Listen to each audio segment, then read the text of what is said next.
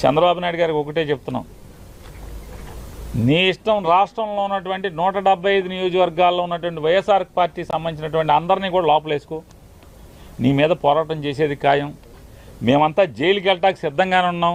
నీ తప్పుడు కేసుల్లో అక్రమ అరెస్టులో ప్రతి ఒక్కళ్ళం కూడా వైఎస్ఆర్ కాంగ్రెస్ పార్టీ జెండా మోసే ప్రతి చిన్న కార్యకర్త దగ్గర నుంచి కూడా జగన్మోహన్ రెడ్డి గారి దాకా అంతా సిద్ధంగా ఉన్నాం.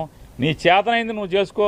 అయినా సరే తెలుగుదేశం పార్టీ చేసేటువంటి తప్పుల మీద ప్రజలకి మోసం చేసే దాంట్లో పోరాటం చేయకుండా ఉండడం వదలం, నిన్ను నిలదీయకుండా ఉండడం వదలం అనేది కూడా చంద్రబాబు నాయుడు గారికి ఈ సందర్భంగా అంతిమంగా న్యాయం చేస్తుంది. జగన్మోహన్ రెడ్డి గారిని దగ్గర నుంచి కుటుంబాన్ని నువ్వు ఎవరిని వేధించదలుచుకున్నా మేము న్యాయ పోరాటం చేస్తాం, ధర్మ పోరాటం చేస్తాం.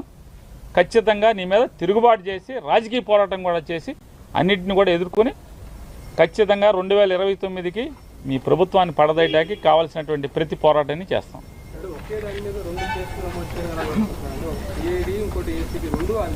ఏమండి పద్ధతులు లేకుండా వినాయక్ గారు, పద్ధతులు ఉంటే అనుకోవచ్చు, ఇదేదో అడ్డగోలు కేసులు తప్పుడు కేసులు ఏదో రకంగా మానసికంగా వేధించాలి, తప్పుడు కేసులు పెట్టాలి, లోపలేద్దామనే నిర్ణయానికి వచ్చాక ఇక అసలు ఒక డిపార్ట్మెంట్ కట్టిందా, 2 ఇది కాకపోతే రేపు ఇంకో డిపార్ట్మెంట్తో ఇదే కేసు ఇంకోటితో కూడా కట్టిస్తారు, ఇంకో చోట కూడా కట్టిస్తారు.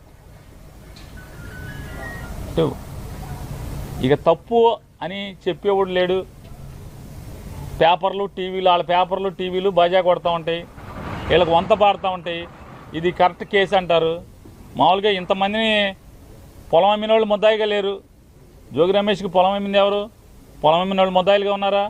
వాళ్ళు ఎందుకు లేరు, ముద్దాయిలుగా రారు అంటే అయితే సాక్ష్యంగా తీసుకురావాలి, లేదా చంద్రబాబు నాయుడు గారు చుట్టాలన్న అవ్వాలి, రెండింటిలో ఏదో ఒకటి అవ్వాలి. వాళ్ళని బెదిరించి సాక్ష్యంగా అన్నా పెట్టాలి. వీళ్ళని అమ్మిన వాళ్ళు తింటో లేరు, కొనుక్కున్నోళ్ళు లేరు. జోగి రమేష్ ఒక్కడే, జోగి రమేష్ గారి కుటుంబం ఒక్కళ్ళే ముద్దాయిలుగా ఉంటారు, ఆఫీసులో వాళ్ళు ఉంటారు. అంతిమంగా అరెస్టులు చేసి అక్రమంగా తప్పుడు కేసులు కట్టి మీ మానసిక ఆనందం పొందుతారేమో, కానీ అల్టిమేట్గా కోర్టులు ఉన్నాయి. ఖచ్చితంగా కోర్టులో ఫైట్ చేయటం, న్యాయంగా మేము న్యాయాన్ని ఆశ్రయించి న్యాయస్థానాలను ఆశ్రయించి గెలవటం ఖాయం.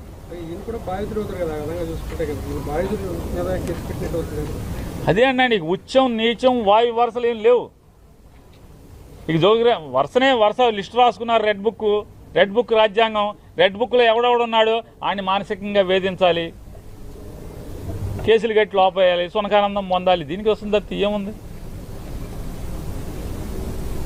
బాధితులు అవుతాడు. మీరు చెప్పినట్టు జోగి రమేష్ కుటుంబం బాధిత కుటుంబం అవ్వాలి, కానీ వీళ్ళనే నేరాంగం చేసినట్టుగా ముద్దాయిలు చేశారు. సిఐడిలో కేసు కట్టారు, ఇక్కడ కేసు కట్టారు. 2 కేసులు, ఒకే సంఘటనకు 2 కేసులు కట్టారు. ఏం చేసినా సరే నీ మానసిక ఆనందం తాత్కాలికం, వెనక్కి తగ్గేది లేదు. తెలుగుదేశం పార్టీ మీద, కూటమి ప్రభుత్వం మీద, జనాలను చేసే మోసాల మీద, వాళ్ళ కూటమి ప్రభుత్వం ప్రజల్ని వంచే దాంట్లో కానీ ప్రజా వ్యతిరేక పరిపాలన చేసే దాంట్లో నిలదీయటం, పోరాటం చేయటం జోగి రమేష్ ఆగడు, జోగి రమేష్ గారు కొడుకు ఆగడు, ఎవరు ఆగరు.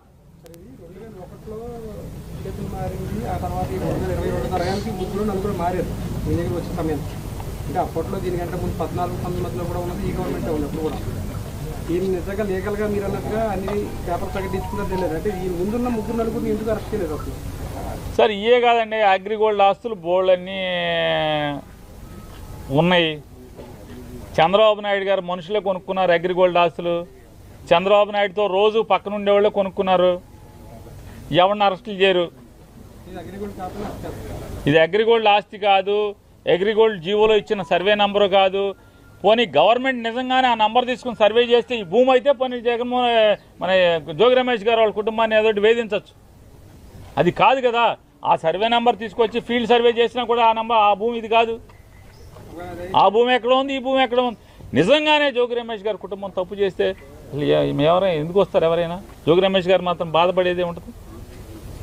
ఇక్కడ అక్రమ కేసు కాబట్టి ఎవరైనా సరే అంటే తండ్రిని ఏమీ చేయలేక పిల్లలను కూడా నువ్వు కక్ష సాధించడానికి కేసులో తప్పుడు కేసులు పెడుతున్నావు అనేది ఇక్కడ సమాజం బాధపడేది ఎవరైనా సరే. అంటే రాజకీయ కక్ష కోసం ఎంతకన్నా బరిదెగించి వెళ్తారు వీళ్ళు. తండ్రిని ఏమీ చేయలేక కొడుకుని అన్యాయంగా అక్రమంగా ఇరికిస్తున్నారని చెప్పని ఇవాళ పొద్దున్న జోగి రమేష్ గారి భార్య మాట్లాడుతుంది, నీకు పిల్లలు ఉన్నారయ్యా, మనవడు ఉన్నాడు, కొడుకున్నాడు, ఇవన్నీ ఉసురు పోసుకుంటున్నారని చెప్తుంది ఆవిడే.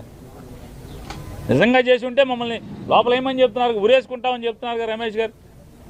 నిజంగా ఇది తప్పే అయిన కనుక నిరూపిస్తే ఖచ్చితంగా మేము ఉండమని చెప్తున్నాడు ఆయన.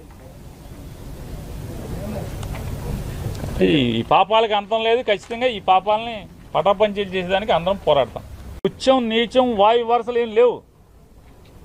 ఇక వరుస లిస్టు రాసుకున్నారు, రెడ్ బుక్ రాజ్యాంగం.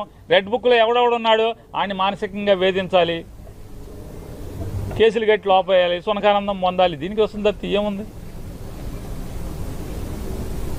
బాధితులు అవుతాడు. మీరు చెప్పినట్టు జోగి రమేష్ కుటుంబం బాధిత కుటుంబం అవ్వాలి, కానీ వీళ్ళనే నేరాంగం చేసినట్టుగా ముద్దాయిలు చేశారు. సిఐడిలో కేసు కట్టారు, ఇక్కడ కేసు కట్టారు, 2 కేసులు, ఒకే సంఘటనకు 2 కేసులు కట్టారు. ఏం చేసినా సరే నీ మానసిక ఆనందం తాత్కాలికం, వెనక్కి తగ్గేది లేదు. తెలుగుదేశం పార్టీ మీద, కూటమి ప్రభుత్వం మీద, జనాలను చేసే మోసాల మీద, వాళ్ళ కూటమి ప్రభుత్వం ప్రజల్ని వంచే దాంట్లో కానీ ప్రజా వ్యతిరేక పరిపాలన చేసే దాంట్లో నిలదీయటం, పోరాటం చేయటం. జోగి రమేష్ ఆగడు, జోగి రమేష్ గారు కొడుకు ఆగడు, ఎవరు ఆగరు.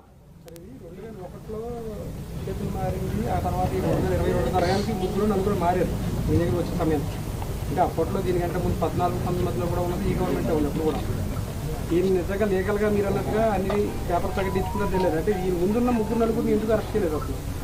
సార్ ఇవే కాదండి, అగ్రిగోల్డ్ ఆస్తులు బోల్డన్నీ ఉన్నాయి. చంద్రబాబు నాయుడు గారు మనుషులే కొనుక్కున్నారు అగ్రిగోల్డ్ ఆస్తులు. చంద్రబాబు నాయుడుతో రోజు పక్కన ఉండేవాళ్ళే కొనుక్కున్నారు. ఎవరిని అరెస్టులు చేయరు. ఇది అగ్రిగోల్డ్ ఆస్తి కాదు, అగ్రిగోల్డ్ జీవోలో ఇచ్చిన సర్వే నంబరు కాదు. పోనీ గవర్నమెంట్ నిజంగానే ఆ నంబర్ తీసుకుని సర్వే చేస్తే ఈ భూమి అయితే పోనీ జగన్మోహన్ మన జోగి రమేష్ గారు వాళ్ళ కుటుంబాన్ని ఏదో వేధించవచ్చు. అది కాదు కదా. ఆ సర్వే నెంబర్ తీసుకొచ్చి ఫీల్డ్ సర్వే చేసినా కూడా ఆ భూమి ఇది కాదు. ఆ భూమి ఎక్కడ ఉంది, ఈ భూమి ఎక్కడ ఉంది. నిజంగానే జోగి రమేష్ గారి కుటుంబం తప్పు చేస్తే ఎవరైనా ఎందుకు వస్తారు? ఎవరైనా జోగి రమేష్ గారు మాత్రం బాధపడేదే ఉంటుంది. ఇక్కడ అక్రమ కేసు కాబట్టి ఎవరైనా సరే, అంటే తండ్రిని ఏమీ చేయలేక పిల్లలను కూడా నువ్వు కక్ష సాధించడానికి కేసులో తప్పుడు కేసులు పెడుతున్నావు అనేది ఇక్కడ సమాజం బాధపడేది ఎవరైనా సరే. అంటే రాజకీయ కక్ష కోసం ఎంతకన్నా బరిదెగించి వెళ్తారు వీళ్ళు. తండ్రిని ఏమీ చేయలేక కొడుకుని అన్యాయంగా అక్రమంగా ఇరికిస్తున్నారని చెప్పని. ఇవాళ పొద్దున్న జోగి రమేష్ గారి భార్య మాట్లాడుతుంది, నీకు పిల్లలు ఉన్నారయ్యా, మనవడు ఉన్నాడు, కొడుకున్నాడు, ఇవన్నీ ఉసురు పోసుకుంటున్నారని చెప్తుంది ఆవిడే.